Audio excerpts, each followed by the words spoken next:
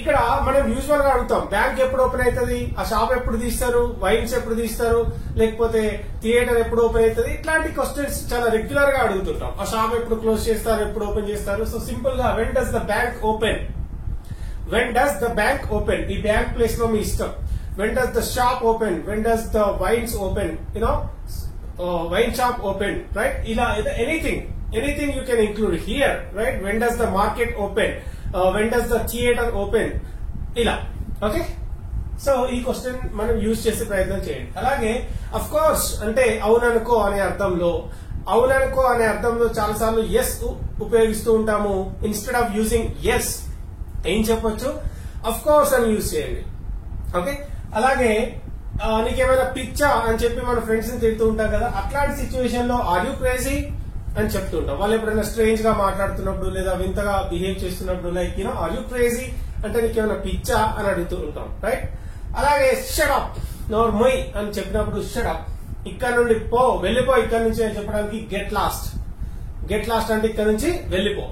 Get out of my sight అంటే నా ముందు నుంచి వెళ్ళిపో, నాకు కనిపించకుండా వెళ్ళిపో అని చెప్పడానికి get out of my sight. అలాగే get the hell out of here అని యూజ్ చేస్తూ ఉంటాం. ఇంకా కోపంలో get the hell out of here అంటే ఇక్కడ నుంచి వెళ్ళిపో అని చెప్పడం కోపంగా, రైట్? అలాగే గో టు హెల్ ఉంటుంది, get the hell out of here, ఇవన్నీ కూడా ఇక్కడ నుండి వెళ్ళిపో, నాకు కనిపించకుండా వెళ్ళిపో అని చెప్పడానికి యూజ్ చేస్తూ ఉంటాం. అలాగే డోంట్ ఫాలో మీ అంటే నన్ను ఫాలో కాకు అని చెప్పడానికి, నన్ను ఫాలో అవ్వకు, ఫాలో చేయకు. దట్స్ నాట్ ఎనఫ్ అంటే అది సరిపోదు. ఐ వాంట్ మోర్ అంటే ఇంకెక్కువ కావాలి. దట్స్ నాట్ ఎనఫ్ అంటే అది సరిపోదు. దిస్ ఈస్ నాట్ ఎనఫ్ అంటే ఇది సరిపోదు. ఈజ్ దిస్ ఎనఫ్ అంటే ఇది సరిపోతుందా, ఇజంట్ ఇట్ ఎనఫ్ అంటే ఇది సరిపోదా, ఇట్లా చాలా క్వశ్చన్స్ అడగొచ్చు అన్నమాట.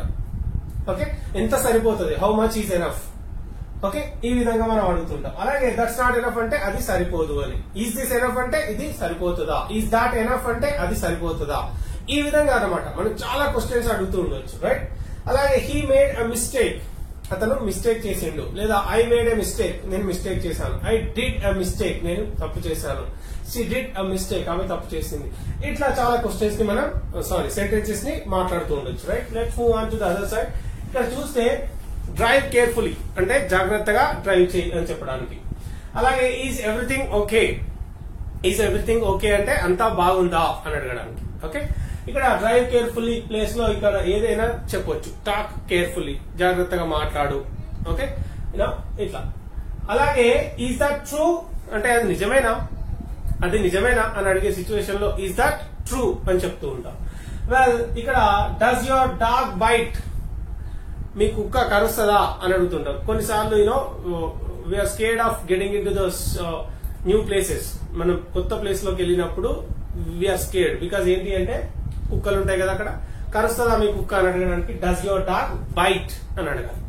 ఇక్కడ I need to go now అంటే నేను ఇప్పుడు వెళ్లాల్సిన అవసరం ఉంది అని చెప్పడానికి. I need to go now అంటే నేను ఇప్పుడు వెళ్లాల్సిన అవసరం ఉంది. సారీ. ఈజ్ ఎనీబడి ఇన్, లోపల ఎవరైనా ఉన్నారా అని అడిగేటప్పుడు చాలా సార్లు మనం ప్లేసెస్ కి లేదా వేరే వాళ్ళ హోమ్ కి వెళ్ళినప్పుడు తలుపులు క్లోజ్ చేసినప్పుడు అక్కడ ఎవరైనా ఉన్నారా లోపల అని అడుగుతుంటాం కదా. ఈజ్ ఎనీబడి ఇన్, లోపల ఎవరైనా ఉన్నారా అని అడగడానికి. Excuse me, is anybody in, లోపల ఎవరైనా ఉన్నారా అని అడుగుతుంటాం. అలాగే is there a tea shop here, ఇక్కడ ఏదైనా టీ షాప్ ఉందా అని అడగడానికి. Is there a tea shop here nearby, లేదా is there a tea shop nearby, ఇక్కడ దగ్గరలో ఏదైనా టీ షాప్ ఉందా అని అడగడానికి. ఓకే, ఇక్కడ టీ షాప్ ప్లేస్ లో మీ ఇష్టం, హోటల్ కానీ రెస్టారెంట్ కానీ వాటెవర్, బిర్యానీ సెంటర్ ఏదైనా అడగొచ్చు. Has the bus left, bus వెళ్ళిపోయిందా, ట్రైన్ వెళ్ళిపోయిందా, హ్యాస్ ద ట్రైన్ లెఫ్ట్. ఇట్లా ట్రైన్ వెళ్ళిపోయింది అంటే train has left. Okay, bus వెళ్ళిపోయింది అంటే బస్ హ్యాస్ లెఫ్ట్. ఈ విధంగా యూజ్ చేస్తూ ఉంటాం. అలాగే హౌ డూ యూ నో అంటే నీకు ఎట్లా తెలుసు. డూ యూ నో అంటే నీకు తెలుసా, హౌ డూ యూ నో అంటే నీకు ఎట్లా తెలుసు. So these are a few sentences and a few questions that will help us to speak continuously in our daily life, right? Yeah.